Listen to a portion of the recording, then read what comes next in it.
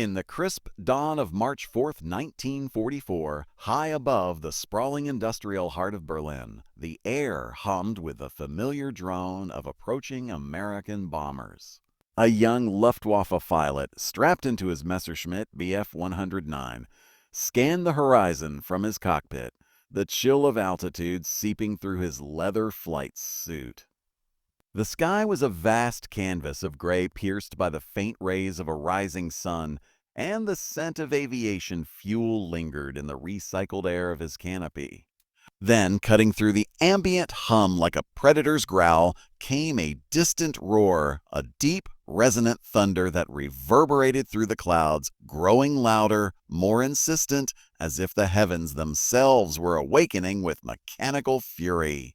This was no ordinary engine note. It was the unmistakable bellow of Rolls-Royce Merlin power plants, propelling sleek silver shapes toward the Reich's capital.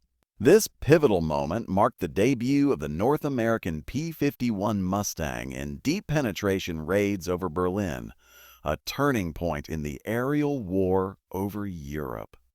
By early 1944, the Allied strategic bombing campaign had intensified, with the United States Army Air Forces committing hundreds of B-17 Flying Fortresses and B-24 Liberators to dismantle Germany's war machine. Prior to this, unescorted bombers had suffered grievous losses. In 1943 alone, the 8th Air Force recorded over 2,300 aircraft destroyed or damaged beyond repair, with casualty rates among crews exceeding 30% on some missions. The Luftwaffe, under Reichsmarschall Hermann Göring's command, had dominated the skies through superior tactics and home defense advantages, intercepting raids far from their targets. But the introduction of the P-51, with its exceptional range of up to 2,000 miles, when fitted with drop tanks, allowed fighters to escort bombers all the way to Berlin and back, shattering the illusion of German aerial invincibility. This innovation stemmed from a collaborative triumph. The airframe, designed by North American Aviation in response to a British request in 1940, married to the British Merlin engine in 1942, producing a fighter that could outperform the best the Axis had at high altitudes. German pilots, seasoned in the brutal calculus of air combat, had entered the war with expectations forged in the fires of early victories. They anticipated continued supremacy, viewing Allied fighters like the P-47 Thunderbolt or Spitfire as limited by range, unable to penetrate deep into the fatherland. Luftwaffe aces, many with scores tallying dozens of kills from the Blitzkrieg through the Battle of Britain, expected to swarm the heavy bombers like wolves on a herd, picking off stragglers with impunity. Their Messerschmitts and Focke-Wulfs were agile, armed with cannons that could shred aluminum skins, and they operated from bases close to the action, refueling and rearming swiftly.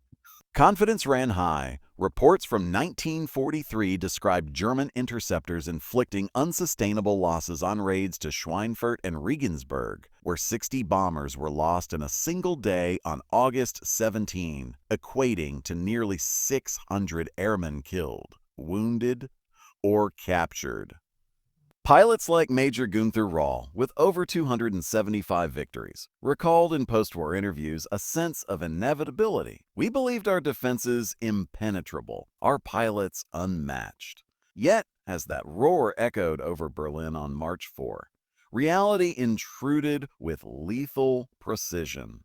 When the Mustangs, arriving in formations of 200 or more, dove from the sun with speeds exceeding 440 miles per hour, their 650 caliber machine guns blazing.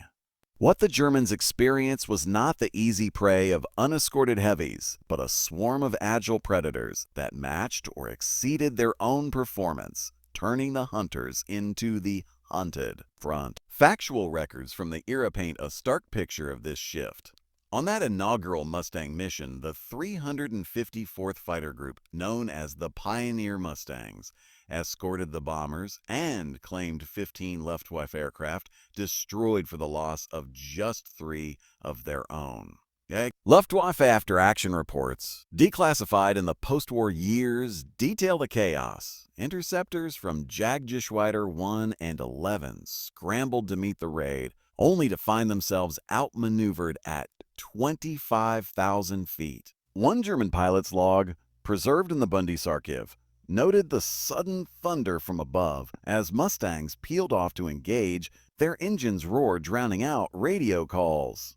Data from the United States Strategic Bombing Survey, compiled in 1945, reveals that German fighter losses escalated dramatically post-1944.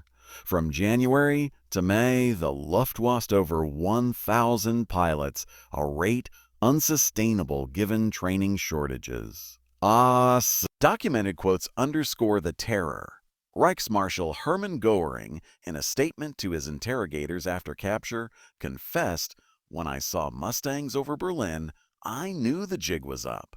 This admission, recorded in Nuremberg trial preparations, highlighted the psychological blow.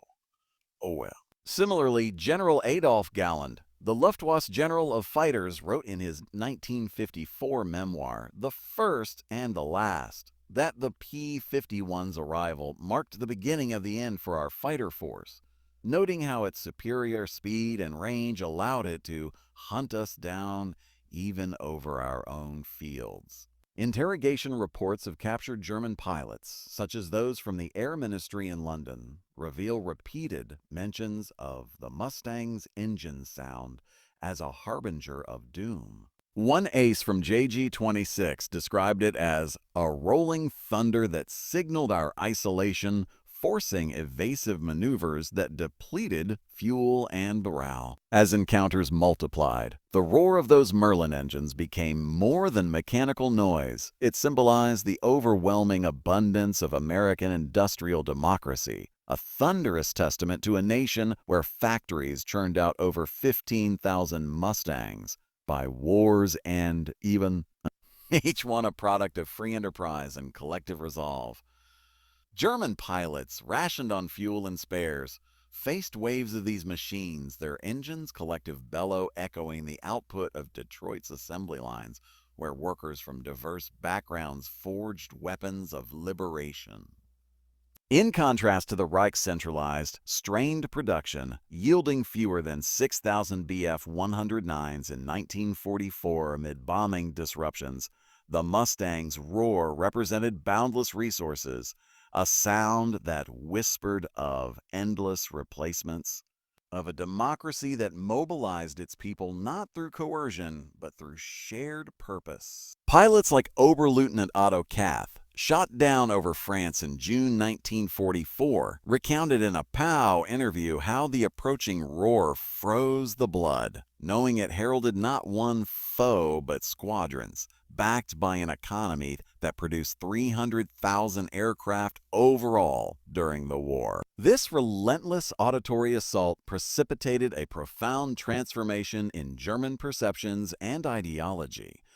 Early in the conflict, Luftwaffe doctrine emphasized aggressive offense rooted in the Nazi ethos of racial superiority and blitzkrieg dominance. Pilots viewed themselves as knights of the air, invincible extensions of the Führer's will. But as the Mustang's roar became a fixture in the skies, from Normandy to the Rhine, the myth crumbled. Attrition rates soared. By late 1944, the average Luftwaffe pilot had fewer than 150 hours of training, compared to 300 for Americans, leading to lopsided engagements. Galland's resignation in January 1945 stemmed from frustrations over this imbalance, as he argued futilely for jet fighters like the Me-262 to counter the tide. Ideologically, the experience eroded faith in the regime. Secret diaries smuggled post-war, such as those of pilot Heinz Noack, reveal growing despair. The American machines come without end, their engines mocking our shortages. This shift fostered quiet dissent, with some units experiencing mutinies over suicidal orders. The roar, recurring in nightmares and briefings, shattered the illusion of Aryan invincibility, forcing a reckoning with the reality that democratic nations, fueled by innovation and alliance, could outproduce and outfight totalitarian might. Month after month, that symbolic roar punctuated the Luftwaffe's decline.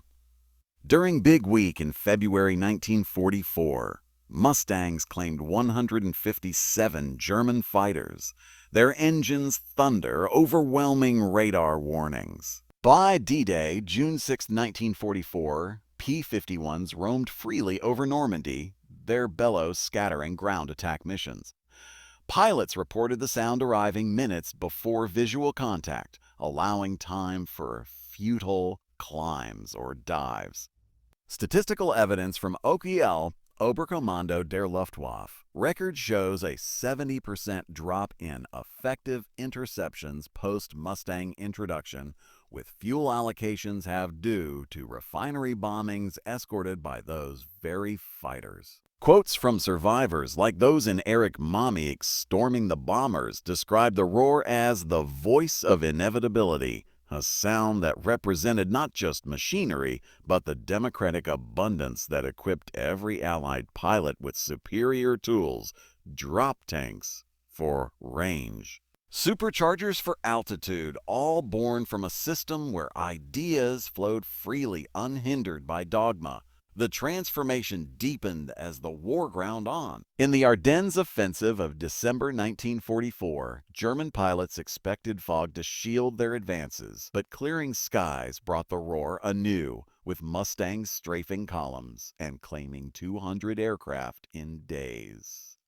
This eroded ideological fervor. Post-war analyses by historians like Richard Overwy in Why the Allies Won note how such experiences led to widespread fatalism, with desertions rising 40% in fighter units. The roar symbolized democracy's resilience, auditory emblem of factories like Willow Run producing a B-24 every hour, extending to fighters that ensured air superiority. German aces, once boastful, now whispered of the Silver Devils, whose engines heralded defeat, altering their worldview from conquerors to survivors clinging to outdated myths. In the final months, as Allied armies crossed the Rhine in March 1945, the roar became omnipresent, accompanying ground advances and reducing the Luftwaffe to sporadic sorties. Data from the combined bomber offensive indicates over 5,000 German fighters destroyed in 1944-45, many to Mustangs, whose production outpaced losses threefold. This abundance, echoed in the engine's thunder, underscored an ideological pivot. From belief in totalitarian efficiency to recognition of democracy's superior mobilization. Pilots like Johannes Steinhoff in his memoir The Last Chance reflected on hearing the roar during ejection. It was the sound of a world we could not match. As the Reich collapsed in April 1945 with Berlin encircled, that recurring roar faded into memory, but its echo lingered in the souls of survivors. In poetic reflection, it links to a larger truth, that the thunder of those engines was not merely mechanical, but the resonant cry of freedom's forge, where abundance born of liberty outlasted the hollow roar of oppression. In the grand tapestry of history, it reminds us that democracy's strength lies in its capacity to produce not just weapons, but waves of innovation and resolve, ensuring that the skies and the ideals they shelter remain forever free.